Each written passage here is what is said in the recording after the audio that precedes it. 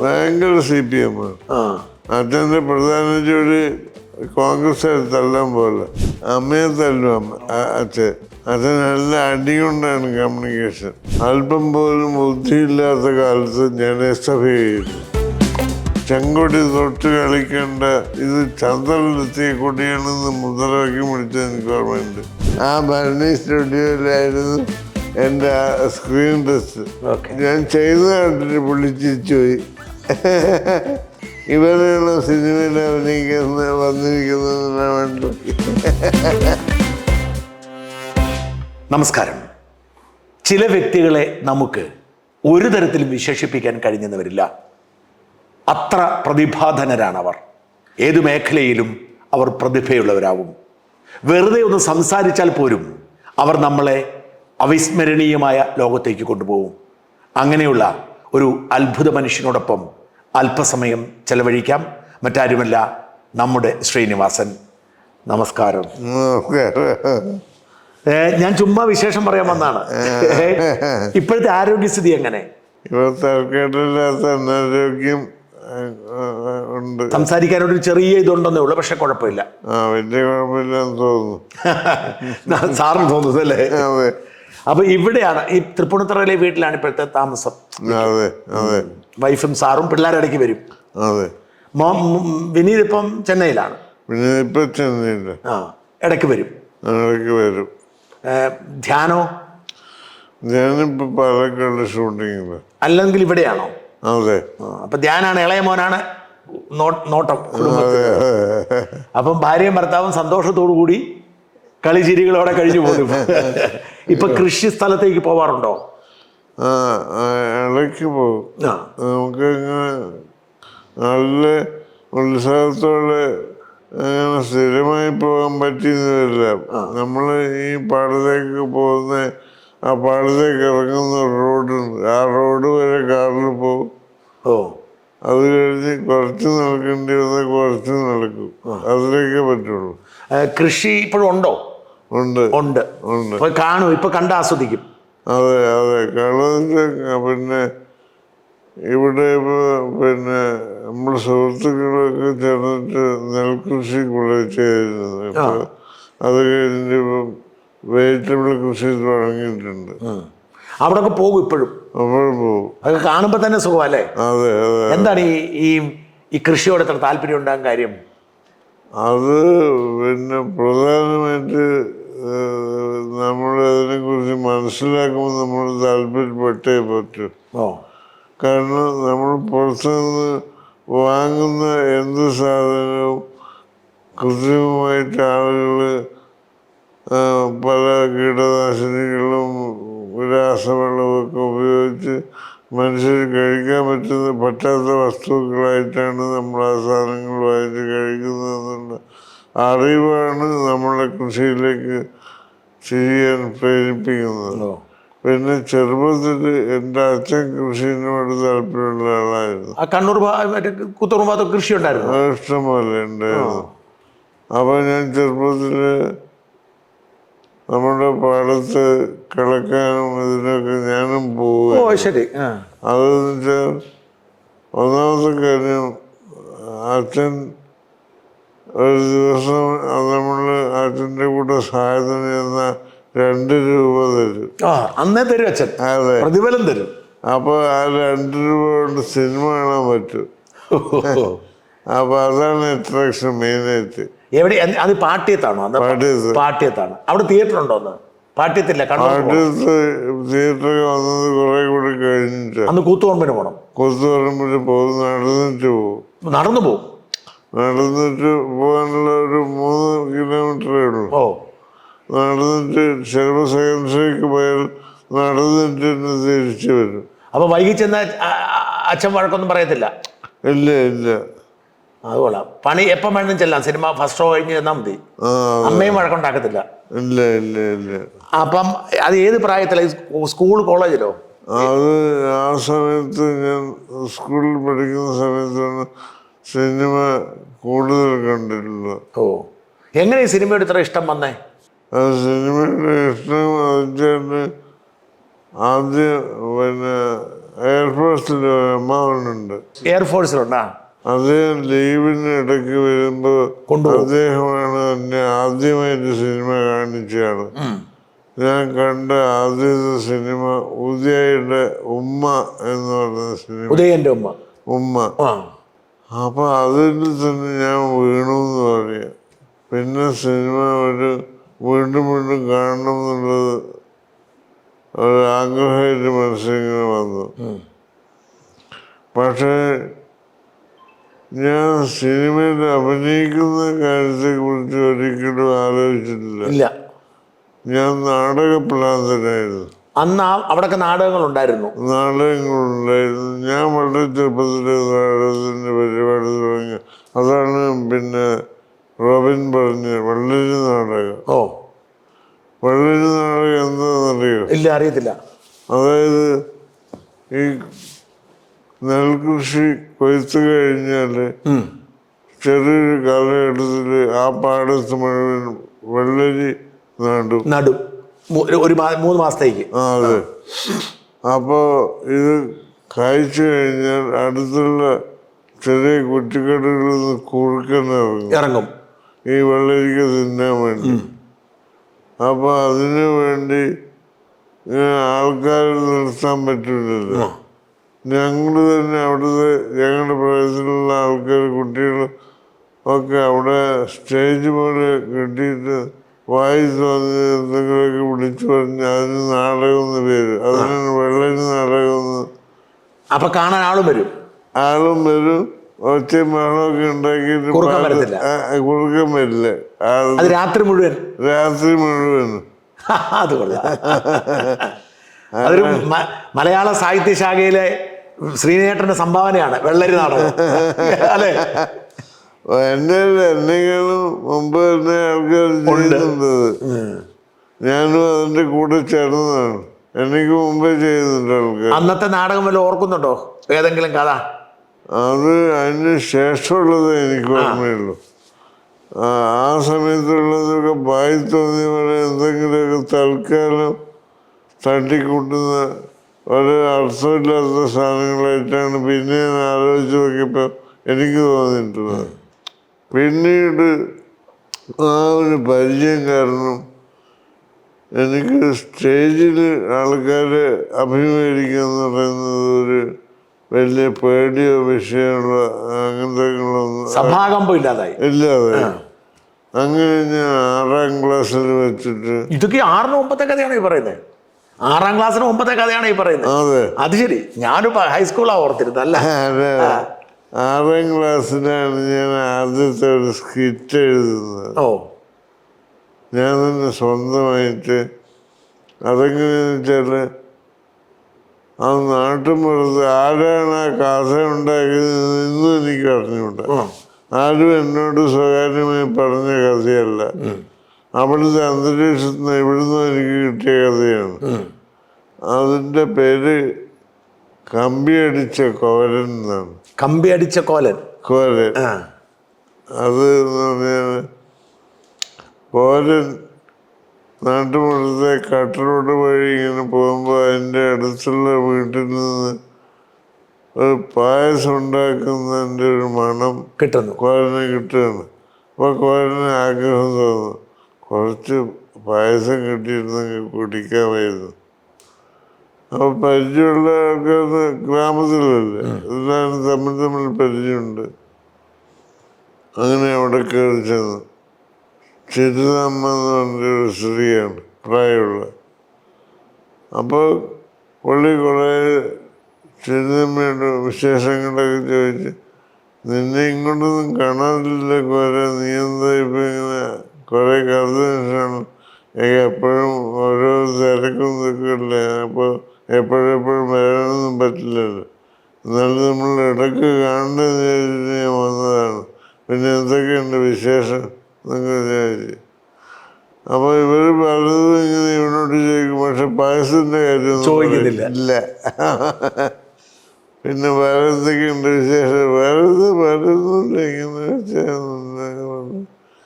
ഞാൻ ഒരിക്കലും ഇതിനെപ്പറ്റി മാത്രം പറയില്ല. അവസാനം ഇവൻ ചോദിച്ച്, അകത്തു നിന്ന് ഒരു മണം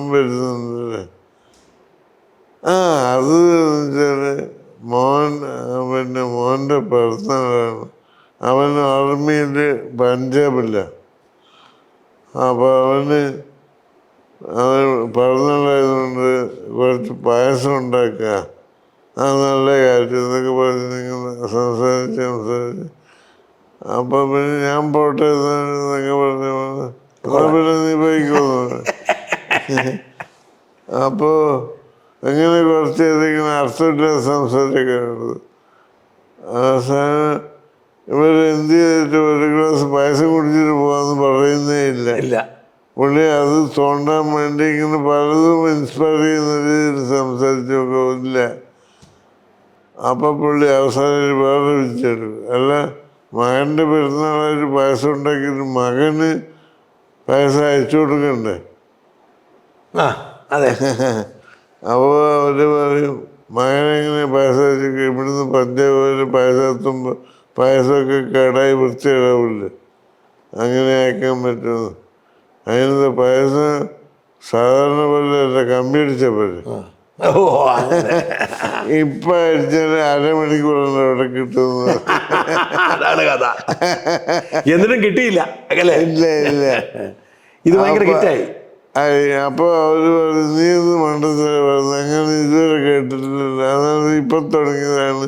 അപ്പം പുള്ളി കുറേ ഉദാഹരണങ്ങൾ പറയും. പിന്നെ കൽക്കത്തയിൽ നിന്ന് 2 ചാക്ക് പഞ്ചസാര ഇവിടെ വന്ന് അവർ കമ്പി എടുക്കുകയത്. ഇവിടെ പഞ്ചസാര തീർന്നിട്ട് കച്ചവടം നോക്കാതെ അവർ കമ്പി അടിച്ച് പായസം ഇങ്ങോട്ട് അയക്കുകയത്. അങ്ങനെ പല സാധനങ്ങളും കമ്പിയിലൂടെ നാട്ടിൽ വന്നതായിട്ടുള്ള പല കഥകളും പറഞ്ഞു കൊടുത്തു. അങ്ങനെ പായസം ഒന്ന് അയക്കല്ല എന്ന് പറയും. എന്നാൽ അതായത് ഞാൻ അയച്ചോ, നിങ്ങളൊന്നും അറിയണ്ട. അവന് ഇപ്പോൾ അരമണിക്കൂർ കൊണ്ട് പായസം അവനായിട്ട് കുടിക്കാൻ പറ്റും എന്ന് പറഞ്ഞപ്പോൾ ഒരു മൺപാത്രത്തിൽ, അവിടെയുള്ള മൺപാത്രത്തിൽ പായസം നിറച്ചിട്ട് എൻ്റെ കൈ കൊടുത്ത്. അതാണ്. അല്ല, തീർന്നില്ല. പിന്നെ അടുത്ത സീനാണ്. അടുത്ത സീനിൻ്റെ പോസ്റ്റ്മാൻ വന്നിട്ട് മകൻ്റെ കത്ത് നീ തന്നെ വായിക്കുന്നതായിട്ട് അയാൾ പോസ്റ്റ്മാൻ തന്നെ വായിച്ചു കൊടുക്കുക ചിരുതമ്മയ്ക്ക്. അമ്മക്കെന്താ തലക്ക് ഭ്രാന്ത് പിടിച്ചോ? പായസം കമ്പി അടിച്ചു എന്തൊക്കെ മണ്ടത്തരങ്ങൾ എഴുതിയിട്ട് കത്തയച്ചിട്ട് അതിനുള്ള മറുപടിയാണ്. അതോടെ പറ്റിയതാന്ന് മനസ്സിലായി. അതോടെ പറ്റിക്കലാന്ന് മനസ്സിലായി. അപ്പോൾ കോരം പറ്റിച്ചെന്ന് മനസ്സിലായിട്ട് കോരൻ അന്വേഷിച്ച് നടക്കാൻ തുടങ്ങി ഇവര്. അങ്ങനെ അവസാനം കോരനെ വഴിയിൽ വെച്ച് ഒരു ദിവസം കണ്ടുപിടിച്ച്, എടാ കള്ള, എന്നെ ഇങ്ങനെ പറ്റിച്ച് നീ ഇങ്ങനെ ചതിക്കാൻ വേണ്ട, മോൻ എനിക്കെല്ലാം അയച്ചു, അങ്ങനൊരു സംഭവം ഇല്ലെന്ന്, എനിക്ക് ഭ്രാന്താണെന്നാണെന്ന് വെച്ചു. അപ്പോൾ പറഞ്ഞു, ഞാൻ പറയും ഇങ്ങോട്ട് വരണമെന്ന് വിചാരിച്ചു, അവിടെ കൊള്ള തിരക്കാണ്, പറ്റിയില്ല. എന്താണെന്ന് വെച്ചാൽ നമ്മൾ പായസം കമ്പി അടിച്ച സമയത്ത് തന്നെ ആരോ ഇരുമ്പലൊക്കെ ഇങ്ങോട്ട് കമ്പി അടിച്ച്, അത് ഈ മൺപാത്രത്തിൽ എങ്ങോട്ട് അയച്ചു, ഇത് തമ്മിൽ കൂട്ടി അടിച്ചു, പൊട്ടിപ്പോയി. ഈ ഹാസ്യം ഇതെങ്ങനെ കിട്ടി? ഈ 6ാം ക്ലാസ് പഠിച്ചപ്പോഴേക്ക് ഈ ഹാസ്യം വന്നത് എങ്ങനെ? ഇത് ഞാനല്ല ഇതിന് കാരണക്കാരൻ, നാട്ടിലുള്ള ഏതോ വില്ലന്മാരാ. അവര് പറഞ്ഞ കഥയായിരിക്കും, കൂട്ടി ഇങ്ങനെ ആക്കി. അതെ. എന്റെ കോൺട്രിബ്യൂഷൻ എത്രയുണ്ടെന്ന് പോലെ എനിക്ക് ഓർമ്മയില്ല ഇപ്പൊ. ഇത് ഭയങ്കര ഹിറ്റായോ? ഇത് പിള്ളേർക്ക് ഭയങ്കര ഹിറ്റ് കിട്ടി. അപ്പൊ സംഭാഷണം ആ സമയത്തെല്ലാം ചർച്ചയായി. ഇത് എത്ര നേരം എടുക്കും ഈ നാടകം? ഒരു 10 മിനിറ്റ്. 10 മിനിറ്റ് ഇത്രയും കഥ പറഞ്ഞു കേൾക്കും. ഇപ്പൊ ഇത്രയും മതി ഒരു സിനിമയ്ക്കല്ലേ? അല്ലേ? അല്ല, ഈ ഹാസ്യം എങ്ങനെ കിട്ടിയതാണ്? മൊത്തത്തിൽ ഹാസ്യം പിന്നീട് ജീവിതത്തിലേക്ക് വരുമ്പോൾ സിനിമയിൽ ഏറ്റവും കൂടുതൽ ഹാസ്യം എന്ന് വാക്ക് പറയാൻ പറ്റുമെന്ന് എനിക്കറിയത്തില്ല. മനുഷ്യന്റെ ഈ ഒരു ജീവിതത്തിന്റെ ഒരു രസമുള്ള കാര്യങ്ങളിലാണല്ലോ എല്ലാം കാണുന്നത്. എങ്ങനെ കിട്ടിയത്? പ്രധാനമായിട്ട് നമുക്കാദ്യം നമുക്ക് ചിരി തോന്നുന്ന കാര്യങ്ങളോട് നമുക്കൊരു ഇഷ്ടം ഉണ്ടാവണം. അത് ജനറേറ്റ് ചെയ്യാൻ പിന്നീട് നമുക്ക് സാധിക്കും. അപ്പം അതിന് സ്കോപ്പുള്ള എല്ലാ സാധ്യതകളും ഉള്ള സ്ഥലങ്ങളിലൊക്കെ നമ്മൾ ആലോചന പോവും. ഈ ചെറുപ്പത്തിൽ എങ്ങനെ കിട്ടുന്നത്? ഈ ഹാസ്യം എങ്ങനെ കയറിയത്? പാരമ്പര്യമുണ്ടോ? അച്ഛൻ ഹാസ്യം പറയായിരുന്നോ? ഇല്ല. പിന്നെ എങ്ങനെയാ ഹാസ്യത്തിലേക്ക് കയറുന്നത്? അതെനിക്കറിയാം. ഈ അന്ന് മറ്റേ വെള്ളരി നാടകത്തിന്റെ സമയത്ത് തുടങ്ങിയതാ, അതറിയാം അല്ലേ? അതെ, അറിയാം.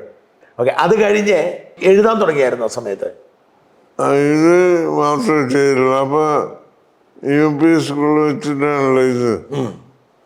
അപ്പൊ അവിടുത്തെ ടീച്ചേഴ്സും ഒക്കെ പിന്നെ ഇങ്ങോട്ട് ചോദിക്കാൻ തുടങ്ങി, ഈ ആഴ്ച ഈ സാഹിത്യ സമാജത്തിൻ്റെ ഒരു ദിവസം ഉണ്ടാവില്ല, അതെ, അന്ന് പ്രസംഗിക്കുക, പ്രബന്ധം അവതരിപ്പിക്കുക, അങ്ങനെ പല പരിപാടികളുണ്ടാവും UP സ്കൂളിൽ. അപ്പൊ അങ്ങനെ ഓരോ ആഴ്ചയിൽ ഇപ്രാവശ്യം നാടകമെല്ലാം ഉണ്ടോ എന്ന് അവർ ചോദിക്കും. അപ്പൊ അതാണ് നമ്മൾ വീണ്ടും വീണ്ടും ഇത് ഉണ്ടാക്കാനുള്ള പ്രചോദനം ഈ ചോദ്യമാണ്. എങ്ങനെ? അപ്പൊ വീട്ടിൽ അങ്ങനെ ഒരു പാരമ്പര്യമൊന്നും ഇല്ല? പാരമ്പര്യം ഇല്ല. അച്ഛൻ കൃഷിയാണ്, നമ്മൾ കൃഷി കണ്ടാ വളർന്നത്. അച്ഛൻ അധ്യാപകനായിരുന്നു. അധ്യാപകനായിരുന്നു? അതെ. ഓ, അത് ശരി. അവിടെ? അതെ. അപ്പൊ ഇച്ചിരി ശിക്ഷണം ഒക്കെ ഉണ്ടായിരുന്നു? അച്ഛൻ ഭയങ്കര അടിയായിരുന്നു. അടിക്കും? അപ്പൊ അങ്ങനെ ഹാസ്യം വരും. എപ്പോഴും ഏത് 10ാം ക്ലാസ് പഠിക്കുമ്പോഴും എടുത്തല്ലോ? ഭയങ്കരല്ല. ഞാൻ പ്രീ ഡിഗ്രി പഠിക്കുമ്പോൾ അച്ഛൻ തല്ലി നിർത്തിയത്. അതെന്നാ? അതായത് അമ്മയെ തല്ലുമ്പോൾ ഞാൻ അച്ഛൻ്റെ കൈക്ക് പിടിച്ച് അമ്മയെ തല്ലും അച്ഛൻ നല്ല അടി കൊണ്ടാണ് കമ്മ്യൂണിക്കേഷൻ, എല്ലാവരോടും എല്ലാവരെയും അടി. അപ്പൊ കൈ ഇങ്ങനെ പിടിച്ചപ്പോൾ അച്ഛൻ ഞെട്ടലിനോടായിരുന്നു നോക്കി. ഞാൻ പറഞ്ഞ് അച്ഛൻ്റെ മോനാണ് ഞാൻ, അച്ഛന് തോന്നലുണ്ടെങ്കിൽ ഇത് പ്രശ്നമെന്ന് പറഞ്ഞു. അച്ഛൻ പേടിച്ചു പോയി.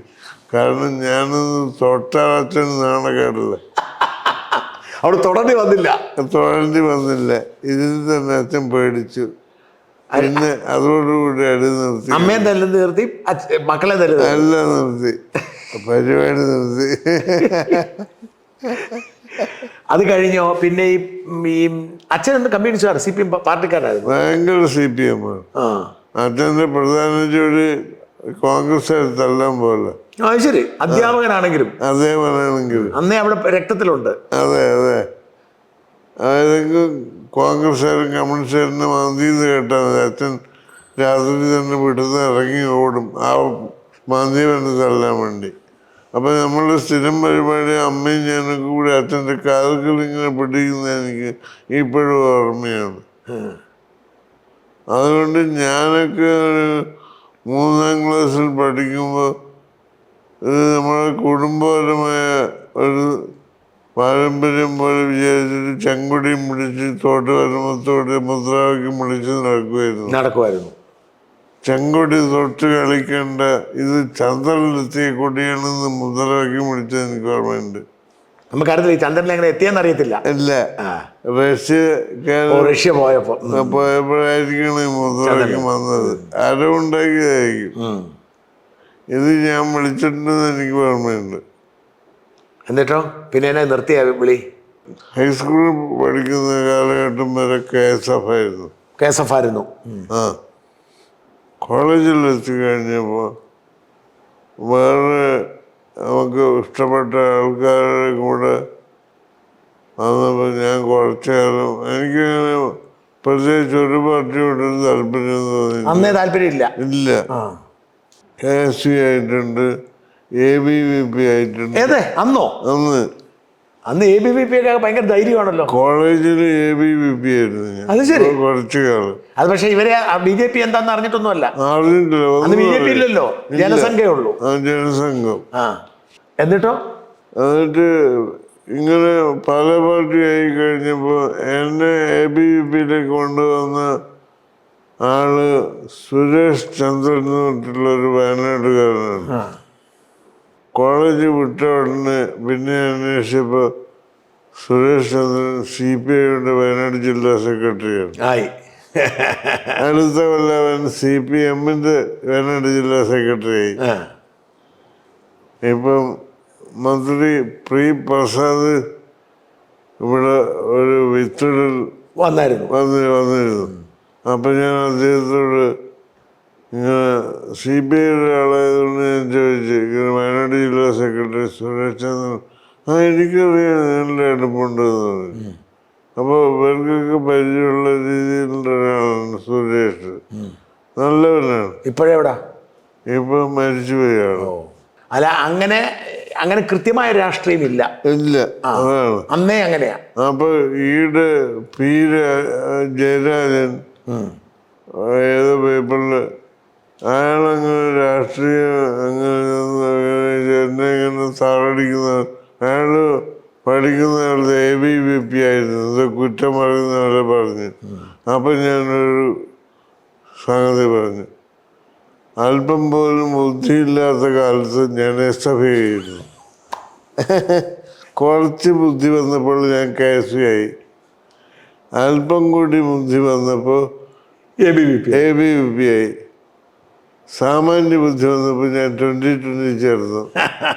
ഇവിടെ ക്രിറ്റക്സിന്റെ ഇവിടുന്ന് ഞാൻ മാറും. ഇന്ത്യൻ ഭരണനുസരിച്ച് ഒരാൾ എത്ര പാർട്ടിയിൽ പ്രവർത്തിക്കണം എന്നുള്ളത് അയാളുടെ ഇഷ്ടമാണ്. ഒരുത്തിനും എന്നെ തടയാൻ പറ്റില്ല. അതിന് മറുപടി ഉണ്ടായിട്ടില്ല, കഴിഞ്ഞുപോയി. അല്ല, അപ്പം ഈ അച്ഛന്റെ കമ്മ്യൂണിസം സ്വാധീനിച്ചില്ല. അച്ഛൻ്റെ കമ്മ്യൂണിസം, അച്ഛൻ്റെ തകർച്ചയോടുകൂടി ആ കമ്മ്യൂണിസം കഴിഞ്ഞു. ആ കഥയാണ് വരവേൽപ്പ് എന്ന് പറഞ്ഞ സിനിമ. അച്ഛൻ അങ്ങോട്ട് പശ്ചാത്തലം ഉണ്ടോ? ഉണ്ട്. അതെങ്ങനെയാ? അച്ഛൻ സ്കൂളിൽ നിന്ന് റിട്ടയർ ചെയ്തപ്പോൾ എന്തെങ്കിലും ആക്ടിവിറ്റി ചെയ്യണല്ലോ എന്ന് വിചാരിച്ചിട്ട് ഞങ്ങൾ താമസിക്കുന്ന ആ നാട്ടിൽ സാമാന്യം വലിയൊരു വീട്, 2 നില വീടാണ്. നേരത്തെ ചെറുപ്പത്തിൽ ആ വീട് 1 ഏക്കർ തൊടിയുണ്ട്. അത് പണയം KFCയിൽ പണയം വെച്ചിട്ട് ബസ് വാങ്ങിച്ച കഥയാണ് വരവേൽപ്പ്. അതെ, അച്ഛൻ അങ്ങനെ വാങ്ങിയിരുന്നു. അച്ഛൻ അറിഞ്ഞുകൂടാത്ത പരിപാടി അച്ഛൻ ചെയ്തു. അച്ഛൻ എന്ത് പറ്റി ബസ് വാങ്ങിയിട്ട്? ബസ് വാങ്ങിയിട്ട് അച്ഛൻ കമ്മ്യൂണിസ്റ്റ്, അച്ഛൻ ബസ് വാങ്ങിച്ചപ്പോൾ ബുർഷാസിയായി. അങ്ങനായി. അച്ഛൻ വെറും കമ്മ്യൂണിസ്റ്റ് അല്ല, തല്ലണമെങ്കിൽ തല്ലാൻ പോയിക്കൊണ്ടിരുന്ന അല്ലേ? ശത്രുക്കളായി, കംപ്ലീറ്റ് കമ്മ്യൂണിസ്റ്റ് ശത്രുക്കളായി. അച്ഛൻ ബുർഷാസിയ മുതലാളി തഞ്ഞിപ്പള്ളി തണ്ടി നായി. അച്ഛൻ്റെ ക്വാളിഫിക്കേഷൻ അങ്ങനെയായി. എന്നിട്ട് ജപ്തി ചെയ്തു വീട്. സമരം വല്ലതും വന്നോ?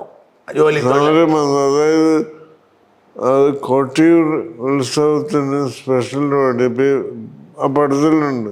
ജഗദീഷാണ് റോൾ അഭിനയിച്ചത്. കണ്ടക്ടറായിട്ട് അടിച്ചോണ്ട് ഓടുന്നത്. അതെ, പൈസ മോഷ്ടിച്ചിട്ട് സാധനം എടുത്തു. അയാൾ തന്നെ 6 മാസം കഴിഞ്ഞപ്പോൾ CITUവിൻ്റെ ഒരു കത്ത് അച്ഛന്.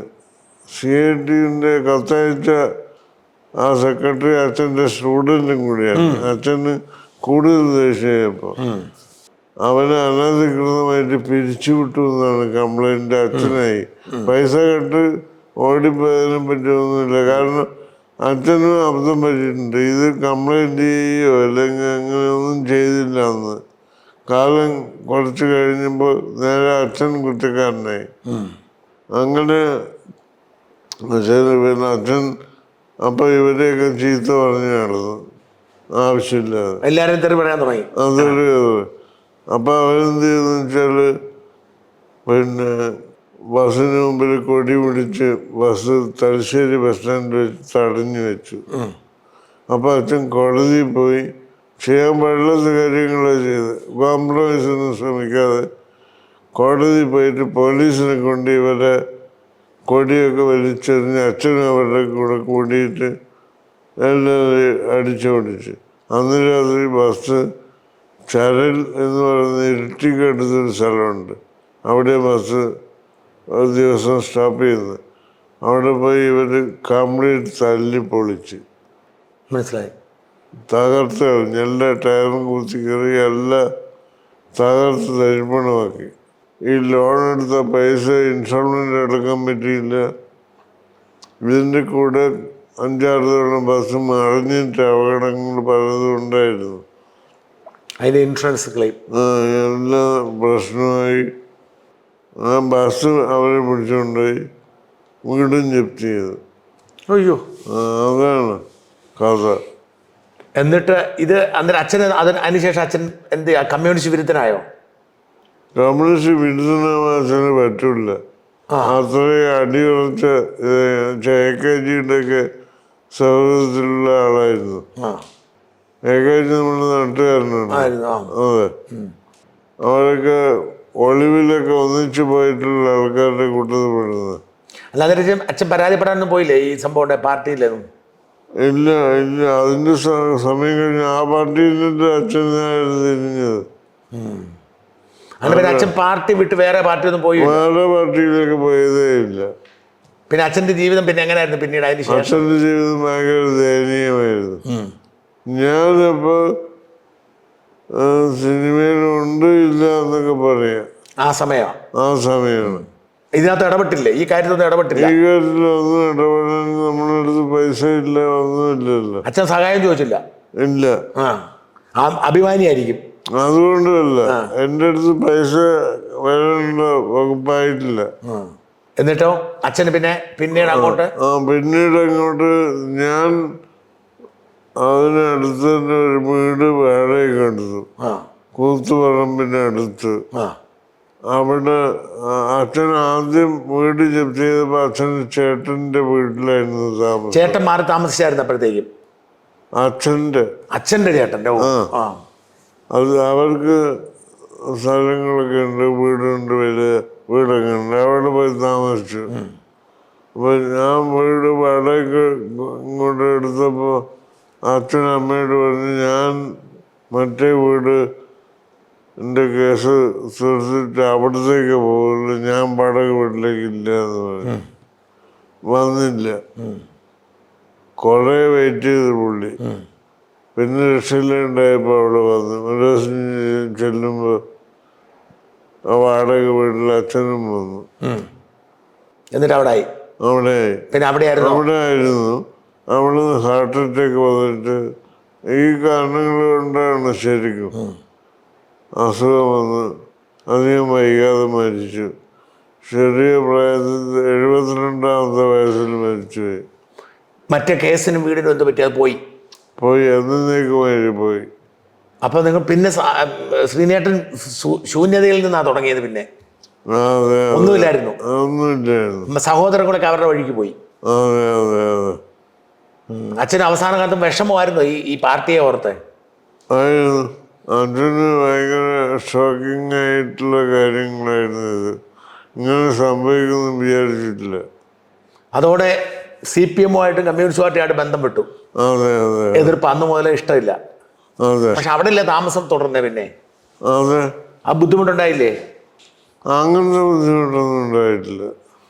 പിന്നെ ആ സമയത്ത് പഠനമുണ്ടോ? ഈ സിനിമ കോളേജിൽ ചേർന്ന സമയമാണോ? അല്ല, കോളേജൊക്കെ കഴിഞ്ഞു. ഈ നാടകമായിട്ടില്ല എനിക്കുള്ള ബന്ധം. അപ്പൊ ഞാൻ നാടകത്തിൽ തുടർന്നും എന്തെങ്കിലും ചെയ്യണമെന്നാണ് ഞാൻ ആഗ്രഹിച്ചത്. അവിടെ അന്ന് നാടക ട്രൂപ്പുകളൊക്കെ സജീവമാണോ? ഇല്ല. അപ്പൊ പക്ഷെ ഞാൻ പ്രൊഫഷണൽ നാടകങ്ങളൊക്കെ കാണാറുണ്ടല്ലോ.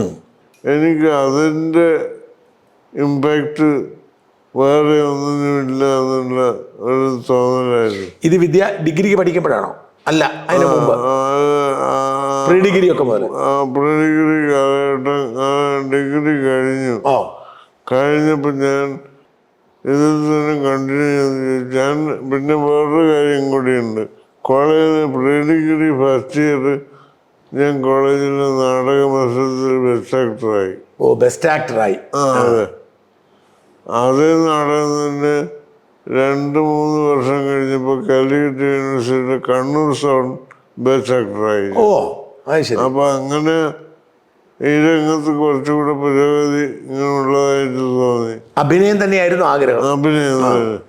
അപ്പൊ ഞാൻ പിന്നെ സ്കൂളിൽ ഡൽഹി മധുസാറും രാഘവേട്ടനൊക്കെ പഠിച്ച് അത് ഞാൻ വായിച്ചിട്ടൊക്കെ അറിയാം.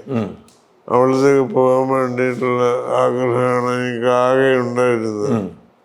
അഭിനയം പഠിക്കാൻ സ്കൂൾ ഡ്രാമയിൽ പഠിക്കാം. അത് കഴിഞ്ഞിട്ടുള്ള ബാക്കി തീരുമാനിച്ചിട്ടില്ല. അത് പ്രൊഫഷണൽ നാടകത്തിലേക്ക് തിരിച്ചു പോകുന്നതാണ് ആഗ്രഹിച്ചത്. ഓ, ആലോചിച്ചിട്ടില്ല. അപ്പോൾ ഞാൻ അതിൻ്റെ ആപ്ലിക്കേഷൻ ഫോം അടക്കം വരുത്തി. അതിൽ ഒരു ക്ലോസ് ഉണ്ട്. എന്താ വെച്ചാൽ അറിയപ്പെടുന്ന ഒരു നാടക പ്രവർത്തകൻ്റെ റെക്കമെൻഡേഷൻ വേണം, എന്നാലും അഡ്മിഷൻ കിട്ടും. അഡ്മിഷൻ കിട്ടുള്ളൂ. അങ്ങനെ ഞാൻ നോക്കിയപ്പോൾ അങ്ങനെ എൻ്റെ നാട്ടിൽ ഒരാളും ഇല്ല, അറിയപ്പെടുന്ന ആരുമില്ല. ഉള്ളതിൽ അറിയപ്പെടുന്ന അപ്പോൾ ഞാൻ വിജയനായകൻ്റെ അച്ഛൻ പിള്ള, അദ്ദേഹം അന്ന് ഭയങ്കര ഫേമസ് തിരക്ക് പിടിച്ച ആളുമാണ്. എല്ലാ നാടകങ്ങളും ഞാൻ സ്റ്റേജിൽ കാണാറുണ്ട്. അപ്പോൾ തലശ്ശേരി BMB ഹൈസ്കൂളുണ്ട്, അവിടുത്തെ ഗ്രൗണ്ടിൽ അദ്ദേഹത്തിൻ്റെ ഏതോ ഒരു പുതിയ നാടകം വരുന്നു ഇന്ന ദിവസം എന്ന് പറഞ്ഞപ്പോൾ ഞാൻ അദ്ദേഹത്തെ സമീപിച്ച് കാര്യങ്ങൾ പറഞ്ഞിട്ട് ഒരു റെക്കമെൻഡേഷൻ ലെറ്റർ വാങ്ങാം എന്ന് വിചാരിച്ച്. ഒരു പരിചയമില്ല, ഒരു പരിചയമില്ല. നാടകത്തിൻ്റെ ടിക്കറ്റ് എടുത്ത് അകത്ത് കയറി. ഇവര് നാടകം കഴിയുമ്പോൾ ഞാൻ പതുക്കെ ചെന്ന് വിവരങ്ങൾ പറയാം.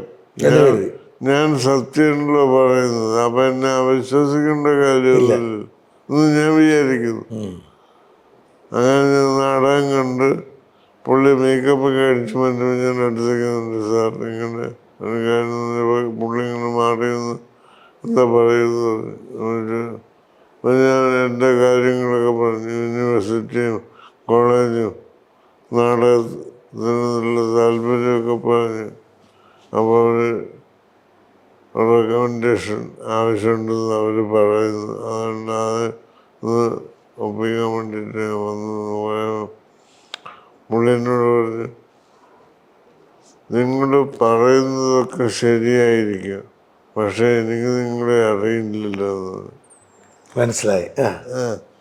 അപ്പോൾ എനിക്ക് ഭയങ്കര വിഷമം വന്നു. പിന്നാലോചിച്ചപ്പോൾ ശരിയാണല്ലോ, ഞാൻ പേപ്പർ കട്ടിങ്സോ സർട്ടിഫിക്കറ്റോ അങ്ങനത്തെ ഒന്നും എടുത്തിട്ടില്ല. കാരണം ഞാൻ സത്യം പറയുന്നു, അത് ആ സത്യം എല്ലാം മനസ്സിലാവുമെന്ന് കരുതുന്നു. അത് അയാൾ വിശ്വസിക്കുമെന്ന് ഞാൻ വിചാരിക്കുന്നു. ഇത് വർഷങ്ങൾക്ക് ശേഷം വിജയരാഘവൻ്റെ കൂടെ ഞാൻ കോട്ടയത്തെ പുള്ളിയുടെ വളർച്ചയുള്ള വീട്ടിൽ പോയിട്ട് അദ്ദേഹത്തോട് തന്നെ പറഞ്ഞു. അന്ന് പിന്നെ എങ്ങനെ ചെയ്തു? അന്ന് പിന്നെ എങ്ങനെ പോയി അഡ്മിഷൻ പോയി. പിന്നെ ഈ സർട്ടിഫിക്കറ്റും കാര്യമൊക്കെ എടുത്ത് കോട്ടയത്തേക്ക് പോകാൻ ബസ്സിന് പൈസ ഉണ്ട്, അതില്ല, അത് പോയി.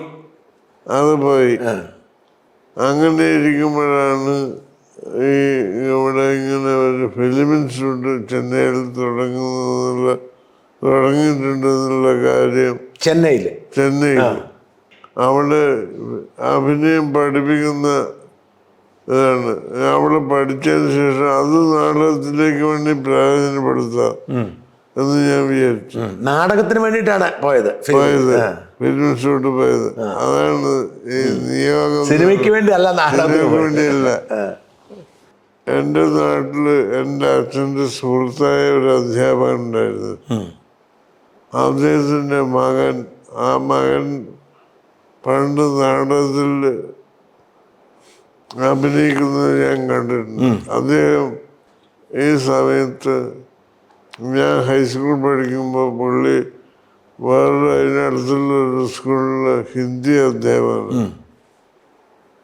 പുള്ളി പിന്നീട് പൂനെ ഫിലിം ഇൻസ്റ്റിറ്റ്യൂട്ടിൽ പോയി പഠിച്ചു എന്നൊക്കെ കേട്ടു. അദ്ദേഹം ഈ ചെന്നൈയിലുള്ള ഇൻസ്റ്റിറ്റ്യൂട്ടിൽ പഠിപ്പിക്കുന്നുണ്ട്. അപ്പോൾ ചെറിയ ഗ്രൂപ്പ് ഒരു നാട്ടുകാരനാണ്, അയാളെ കണ്ടു. അദ്ദേഹത്തിൻ്റെ അഡ്രസ്സ് തപ്പി പിടിച്ച് ഞാനൊരു കത്തയച്ചപ്പം അദ്ദേഹം എന്നെ നിരുത്സാഹപ്പെടുത്തിക്കൊണ്ട് അത് ഒരു മറുപടി അയച്ചു. ഇവിടെ പഠിച്ചത് കൊണ്ട് സിനിമയിൽ അഭിനയിക്കാൻ പറ്റണമെന്നില്ല, ഇത് സംവിധായകനും നിർമ്മാതാക്കളും തീരുമാനിക്കുക അവരെ അഭിനയിക്കണമെന്ന്. അതുകൊണ്ട് എന്തെങ്കിലും നമ്മുടെ കുടുംബ പശ്ചാത്തലമൊക്കെ പുള്ളിക്കറിയാം. അതുകൊണ്ട് അപകടത്തിലേക്ക് പുള്ളി എന്നെ പോലെ ഒരു സംബന്ധം പെടണ്ടെന്നും കൊണ്ട് വിചാരിച്ചിട്ടാ പുള്ളി എന്നെ ഉപദേശിച്ചത്. കുറേ ഉപദേശിച്ചു. പക്ഷെ ഞാൻ പിന്നെയും കത്തയക്കും. എന്നെ കൊണ്ടൊരു ശല്യമായി ആവുന്ന രീതിയിൽ കത്തയച്ചു. അപ്പോൾ ഒരു തവണ പുള്ളി എന്നോട് ഒരു കാര്യം ചെയ്യും, 2-3 ഫോട്ടോസ് എടുത്തിട്ട് അയക്ക്, അപ്പോൾ ഞാൻ കൂടുതൽ വിവരം പറയാമെന്ന്. അങ്ങനെ ഞാൻ സ്റ്റുഡിയോ പോയിട്ട് കുറച്ച് ഫോട്ടോസ് എടുത്ത് അയച്ചു കൊടുത്ത്. അപ്പോൾ ഉടനെ മറുപടി, നീ ഫോട്ടോ കണ്ടാൽ ഒരിക്കലും ഇങ്ങോട്ട് വരണ്ടെന്ന് ഞാൻ പറയും. അപ്പം ഞാനൊരു കത്തയച്ചു, സാർ പ്രേം നസീർ സുന്ദരനാണ്, ബംഗ്ലാവിൽ താമസിക്കുന്നു, അദ്ദേഹം നായകനാണ്, അദ്ദേഹത്തിൻ്റെ കാമുകിയും സുന്ദരിയാണ്, പക്ഷെ അദ്ദേഹത്തിൻ്റെ അടുക്കളക്കാരനും അതേ സൗന്ദര്യം വേണമെന്നുണ്ട്. വാശി പിടിക്കരുത്. എന്നിട്ട് അതിന് പുള്ളി മറുപടി അയച്ചിട്ടില്ല. അത് സിനിമയിൽ അടുക്കളക്കാരനും വേണ്ടി വരുമല്ലോ. അതാണ് എൻ്റെ പ്രതീക്ഷ. സിനിമയിൽ അഭിനയിക്കണല്ല, നാടകത്തിലേക്കാന്ന് പറഞ്ഞാൽ ഇവിടെ പഠിക്കണമെന്ന് പറയും. അത് ഞാൻ അയച്ചില്ല. അവിടെ അതിൻ്റെ ഇൻ്റർവ്യൂവിന് വിളിക്കുകയത്. ആ ഇൻ്റർവ്യൂവിന് വിളിച്ചപ്പോൾ ചെന്നൈ പോകാനുള്ള പൈസ ഇല്ല. അപ്പം നേരത്തെ പറഞ്ഞ് വയനാട്ടിലെ സുരേഷ് ചന്ദ്രന് ഒരു ഷോപ്പുണ്ട് വയനാട്ടിൽ കൽപ്പറ്റയിൽ. ഒരു ദിവസം രാവിലെ വീട്ടിൽ നിന്ന് ഇറങ്ങിയിട്ട് ഞാൻ ആലോചിച്ചപ്പോൾ സുരേഷിനടുത്ത് പോവാം, അവനെന്നെ വെറുതെ ആക്കില്ല എന്നുള്ളൊരു വിശ്വാസമുണ്ട്. അവൻ എനിക്ക് 25 രൂപ തന്നു. ആ 25 രൂപ കൊണ്ടാണ് ഞാൻ ചെന്നൈ പോയിട്ട് ഇൻ്റർവ്യൂവിൽ പങ്കെടുക്കുന്നത്. ആ ഇൻ്റർവ്യൂവിൽ ആരൊക്കെ ഉണ്ടായിരുന്നറിയാം? രാമു കാര്യട്ട്, വിൻസൻ മാഷ്, പി ഭാസ്കരൻ, ഈശ്വര, കെ എസ് സേതുമാധവൻ, ആ ക്രീം ആൾക്കാർ ഒരു അഡ്മിഷന് വേണ്ടി അന്നത്തെ. അന്നത്തെ ദൈവമേ, ആദ്യം കാണുമായിരിക്കും ഇവര്. ആദ്യം കാണുക. എനിക്ക് നാട്ടിൽ എനിക്ക് സിനിമ ഭ്രാന്തില്ലല്ലോ. അപ്പൊ മനസ്സിലായി. എനിക്ക് നാടകമല്ലേ, ഇവിടുന്ന് ഇങ്ങനെ പഠിച്ചിട്ട് നാടകത്തിൽ പോകണം. പക്ഷെ എന്നെ കണ്ടപ്പോൾ തന്നെ രാമകൃഷ്ണൻ ചിരിച്ചുപോയി. ഇവരെയാണ് സിനിമയിൽ വന്നിരിക്കുന്നതിന് വേണ്ടി അദ്ദേഹം ചിരിച്ചതെന്ന് എനിക്ക് മനസ്സിലായി. കാരണം വെച്ചാൽ 1 മണിക്കൂർ എന്നെ ഉപദേശിച്ച്, കുട്ടി വേഗം സ്ഥലം വിട്ടു, നാട്ടിൽ പോയിട്ട് എന്തെങ്കിലും ജോലി ചെയ്ത് അങ്ങനെ കുറേ ഉപദേശിച്ചു. അവസാനം ഞാൻ കുട്ടിയോട് സത്യം പറയേണ്ടി വന്നു. ഞാൻ പറഞ്ഞു, സാറ് നാടകത്തിന് ഇതും കഴിഞ്ഞിട്ട് ഞാൻ നാടകത്തിൽ പോയിക്കോളാം, അതുകൊണ്ട് ഒരു വിദ്യ പഠിപ്പിക്കുന്നത് എങ്ങനെയാണെന്നുള്ളത് അറിയാൻ വേണ്ടി ഞാൻ ഇങ്ങോട്ട് വന്നതാണ്. ഞാൻ നാടകം എഴുതാറുണ്ട്, അഭിനയിക്കാറുണ്ട്, സംവിധാനം ചെയ്യാറുണ്ട്, അങ്ങനെ വെറുതെ ചെയ്യാറുണ്ട്. എന്നെ ഇതൊന്ന് അഭിനയം പഠിപ്പിക്കുന്ന വിദ്യ അറിഞ്ഞ എനിക്ക് അതുമാത്രം എന്നിട്ട് ഞാൻ പോയിക്കോളാം, ഞാൻ ആരും ശല്യപ്പെട്ടാൽ സിനിമയിലേക്കൊന്നും വരില്ല എന്ന് പറഞ്ഞപ്പോഴാണ് പുള്ളിക്കാണ് മനസ്സിലായത്. അഡ്മിഷൻ തന്നു. അഡ്മിഷൻ പിന്നെ പുള്ളിയായിരുന്നു സ്ക്രീൻ ടെസ്റ്റ് എടുത്തത് രാമകാരിയേട്ട. അങ്ങനെ ഭരണി സ്റ്റുഡിയോ അല്ലേ, അതാണ് പിൽക്കാലത്ത് ശശിയേട്ടന് ഇവിടെയുള്ള ഭരണിയിലെന്ന് പറഞ്ഞത്.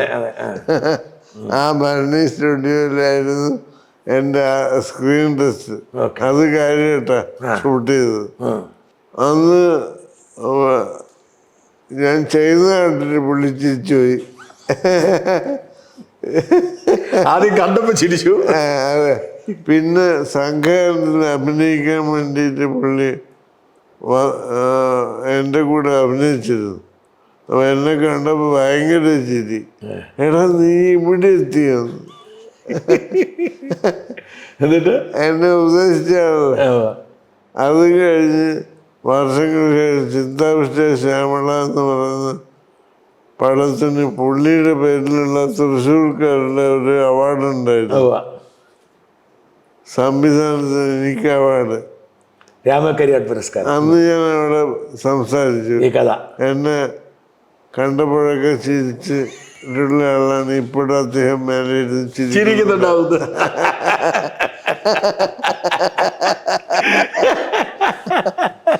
ചിരിച്ചു പോലല്ലോ. ആ പഠനം എങ്ങനെ മാറ്റി ശ്രീനേട്ടനെ? ആ പഠനം പ്രധാനമായിട്ട് അവിടെ ചെലവിന് എങ്ങനെ കാശ് കണ്ടെത്തി? അത് ആ 25 രൂപ തീർന്നല്ലോ. 20 ആ, ഫീസ് ഇല്ലായിരുന്നോ? ഫീസില്ല. ഇല്ല. ഫിലിം ചേംബർ ഇൻസ്റ്റിറ്റ്യൂട്ടാണ്. ആ, അവിടെ പ്രൊഡ്യൂസർമാർ, സൗത്ത് ഇന്ത്യയിലുള്ള പ്രൊഡ്യൂസേഴ്സിൻ്റെ ഡയറക്ടേഴ്സിൻ്റെ സംഘടനയുള്ള ഫിലിം അതെ ചേംബർ. അതെ. അവർ ഒരു സൗത്ത് ഇന്ത്യയിൽ കുറേ മിടുക്കന്മാരും ഉണ്ടാവട്ടെ എന്ന് വിചാരിച്ച് തുടങ്ങിയതാ. അതുകൊണ്ട് അവർക്ക് പൈസയൊന്നുമില്ല. ആ, പക്ഷേ നമുക്ക് ഭക്ഷണം കഴിക്കാൻ അതിനൊക്കെ പൈസ ഉണ്ട്. താമസവും താമസം പുറത്താ. അതെവിടെ നിന്ന് കണ്ടെത്തി? ഹോസ്റ്റലിലില്ല, അത് പുറത്ത്. അതിന് പൈസയൊക്കെ എങ്ങോട്ട് ഒപ്പിച്ചു? അത് എൻ്റെ അമ്മാവൻ സിനിമ കാണിക്കാൻ കൊണ്ടുപോയ അമ്മാവനുണ്ട്. ആ, എയർഫോഴ്സിലെ. പുള്ളി എനിക്ക് ഇടയ്ക്ക് അയച്ചു തരും. ഒരു 10 ടെലഗ്രാം അയച്ചാൽ കുറച്ച് പൈസ അച്ഛൻ അയച്ചു തരും. ഓ, തരും. അങ്ങനെയൊക്കെ ഞാൻ അഡ്ജസ്റ്റ് ചെയ്തിട്ടാണ് പോയത്. അതിന് അന്നത്തെ അന്ന് കാശ് ലാഭിച്ചത് എങ്ങനെയാ? ചെലവാക്കാതെ പൈസ സൂക്ഷിച്ച് ഉപയോഗിച്ചില്ലേ? അത് പറഞ്ഞേ, ഭക്ഷണം താമസമൊക്കെ എന്ന് പറഞ്ഞേ. അതൊക്കെ ഞങ്ങള് പിന്നെ ഒരു കന്നഡക്കാരൻ, ഒരു തമിഴൻ. കന്നഡക്കാരൻ്റെ പേര് ശാന്തപ്പ എന്നാണ്, തമിഴൻ്റെ പേര് മൂർത്തി. എല്ലാവരും ദരിദ്രര്. ഞങ്ങൾ 3 പേരും ആദ്യം ഒന്നിച്ചായിരുന്നു താമസം. ഒരു മുറിയിൽ. കോടമ്പാക്കത്ത് ഭയങ്കര ദരിദ്രമായ ചുറ്റുപാടിലുള്ള ചെറിയ വാടകയ്ക്ക് 3 പേരും താമസിക്കുക. അവിടെ മൂർത്തി തന്നെ ഭക്ഷണം ഉണ്ടാക്കും. എനിക്കറിയില്ല. മൂർത്തി ഉണ്ടാക്കി. ഞങ്ങൾ റാഗിയാണ് പ്രധാന ഭക്ഷണം. മൂർത്തി ഉണ്ടാക്കും, നല്ല കുക്കായിരുന്നു. മൂർത്തി റാഗി ഉണ്ടാക്കും. റാഗി ബോൾ എന്നൊരു സാധനമുണ്ട്. റാഗി കൊണ്ട് അതിനൊരു പുളിയും കറിയും ഉണ്ടാക്കും. നമ്മൾ സഹായിക്കത്തില്ല, ശ്രീനേട്ടൻ സഹായിക്കത്തില്ല. ഇല്ല, മൂർത്തിക്ക് പരാതിയില്ല. പുള്ളിക്ക് പരാതിയില്ല. മൂർത്തി എന്ത് ചെയ്യുമായിരുന്നു? മൂർത്തി പഠിക്കുക. അതെ, അവിടെ പഠിക്കുകയാണ്, തമിഴ് ബാച്ചിൽ. അപ്പൊ അങ്ങനെ കുറച്ച് ചെലവിൽ ജീവിച്ചു. ആ, ഒരു കൊല്ലമായിരുന്നോ കോഴ്സ്? 2 കൊല്ലം. 2 കൊല്ലം. അതെങ്ങനെ? ആദ്യത്തെ കൊല്ലം ഞാൻ ചേരുമ്പോ രജനീകാന്തൊക്കെ അവിടെ എൻ്റെ 1 വർഷം സീനിയറാ. പഠിച്ചിരുന്നു. അതെ. അപ്പൊ ആ പരിചയം ഉണ്ടായിരുന്നു ആ സമയത്ത്? ഉണ്ട്. അതാണ് പുള്ളി. ഞാൻ സ്ക്രീൻ ടെസ്റ്റ് എന്ന് പറഞ്ഞില്ല, കാര്യമായിട്ട് ഷൂട്ട് ചെയ്ത്. അത് നമ്മളെ ക്ലാസ് തുടങ്ങിയപ്പോൾ സീനിയേഴ്സും ജൂനിയേഴ്സും ഒക്കെ ഇരുന്നിട്ട് ഞങ്ങളുടെ ചേംബർ തിയേറ്ററിൽ എല്ലാം കാണിച്ചിരുന്നു. എല്ലാവരും ഉണ്ട്. അന്ന് ആണ് രജനീകാന്ത് എന്നെ കഴിഞ്ഞിട്ട് തിയേറ്ററിൽ നിന്ന് ഇറങ്ങിയപ്പോൾ എന്നോട് പറഞ്ഞ്, നല്ല പെണ്ണിരിക്കപ്പോ എന്ന് പറഞ്ഞ് പുള്ളിയുണ്ട്. അതിനുശേഷം ഞങ്ങൾ ഭയങ്കര സ്നേഹത്തിലായി. ആണോ? പിന്നെ സൗഹൃദത്തിലായിരുന്നു. അപ്പൊ രജനി സിനിമയിലേക്ക് വരുമ്പോഴൊക്കെ സുഹൃത്തായിരിക്കുമ്പോഴാകുന്നത്. അതെ. പുള്ളിയുടെ ആദ്യത്തെ സിനിമ ഇറങ്ങുമ്പോൾ ഞങ്ങളൊക്കെ സെക്കൻഡ് ഇയർ പഠിക്കുക. അത്ര എളുപ്പത്തിൽ കയറി. അതെ, പുള്ളി ആദ്യം കയറി. അതിൻ്റെ പുള്ളി ആ തിയേറ്ററിൽ വന്നിട്ട് സിനിമ കാണുമ്പോൾ പുള്ളി നിന്നിട്ട് ഞങ്ങളെയൊക്കെ ഇരുത്തിയിട്ടാണ് പുള്ളിയുടെ അപൂർവ രാഗങ്ങൾ വന്ന സിനിമ കാണുന്നത്. നിങ്ങൾ കൂട്ടുകാരെ അവിടെ കയറ്റിയിരുത്തിയിട്ട് പുള്ളിക്ക് ഇരിക്കാൻ സീറ്റില്ലാതെ പുള്ളി മാറി നിന്ന് അവിടെ തിയേറ്ററിൽ. പുള്ളിയുടെ കഥ ഒന്നുകൊണ്ട് ഞാൻ പറയാം, ഇപ്പം പറഞ്ഞാലേ പറ്റൂ. അതായത് പുള്ളിക്ക് മണി ഓർഡർ വരും ബാംഗ്ലൂരിൽ നിന്ന്. ബേസിക്കലി ബാംഗ്ലൂരുകാരനായിരുന്നു?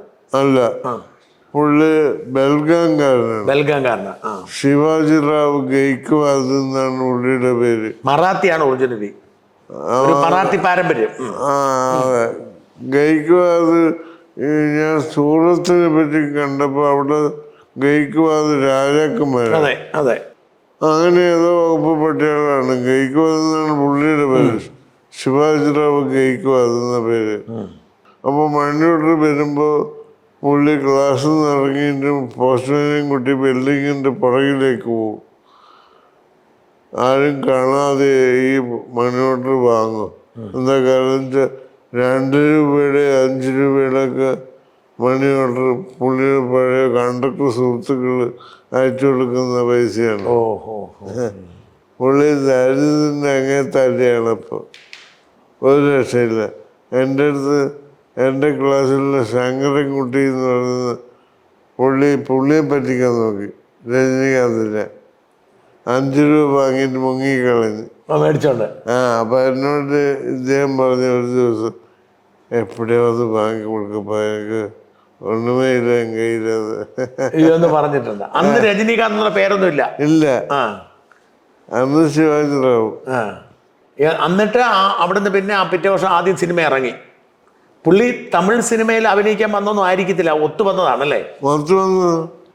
കന്നഡയായിരുന്ന പുള്ളി അങ്ങനെ അങ്ങോട്ട് പോയേനെ. അങ്ങ് പോയത് ആ പുള്ളിയുടെ അഭിനയിക്കുന്ന നാടകം കണ്ടിട്ട് ഒരു പെൺകുട്ടിയാണ് പുള്ളി പിന്നെ ഇവിടെ പോയി പഠിക്കാൻ വേണ്ടി എല്ലാം ഏർപ്പാടും ചെയ്തത്. പുള്ളി കണ്ടക്ടർ ആയിരുന്നപ്പോ നാടകം അഭിനയിക്കുമായിരുന്നു. അതെ. ആ നാടകങ്ങളിൽ ഒന്ന് കണ്ട ഒരു പെൺകുട്ടി പുള്ളിയായിട്ട് കുറച്ച് അടുപ്പമുണ്ടായിരുന്നു കണ്ടക്ടറായിരുന്ന സമയത്ത്. അപ്പൊ പുള്ളി ദേവനോട് പറഞ്ഞ കഥ ദേവൻ എന്നോട് പറഞ്ഞു. നടൻ ദേവൻ ഫുൾ കഥ ദേവൻ എന്നോട് പറഞ്ഞാണ്. പുള്ളി ഇപ്പൊ ജീവിക്കുന്നത് അവളെ ഒരു നോക്ക് കാണുന്നുള്ള ആഗ്രഹത്തിലാണ്. അതിന്റെ ഇൻസ്റ്റിറ്റ്യൂട്ടിൽ പഠിച്ച് പുള്ളി വിജയി കഴിഞ്ഞതിന് ശേഷം ഇന്ന് വരെ ആ പെൺകുട്ടിയെ കണ്ടിട്ടില്ല. ആണോ? മറ്റേ സിനിമ പോലെ കഥ പറയും പോലെ. അതെ. അത് പുള്ളി രജനീകാന്ത് ഈ സിനിമ കണ്ടിട്ട് കഥ പറയുമ്പോൾ ചെന്നൈയിൽ നിന്ന് കണ്ടപ്പോൾ പുള്ളി കരഞ്ഞൊരു വഴിയായി എന്നെ വന്നിട്ട് കെട്ടിപ്പിടിച്ചിട്ട് എന്നോട് നീ ഇന്ത മതിയില്ല എഴുതുമെന്ന് അങ്ങ് അന്നേക്ക് ചൊല്ലവേ ഇല്ലേ? ഞാൻ അന്നേക്ക് എനിക്ക് തരിയത്.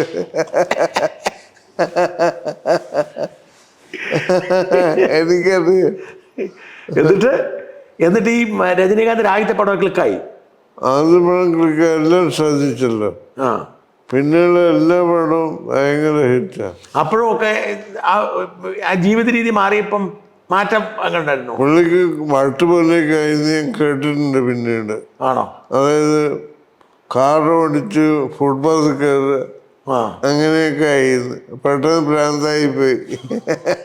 ഇത് ഒരിക്കലും പ്രതീക്ഷിക്കാതെ. അതെ അതെ അതെ. അപ്രതീക്ഷിതമായി കുറെ ഭ്രാന്ത് വന്നതായിട്ട് കേട്ടിട്ടുണ്ട്.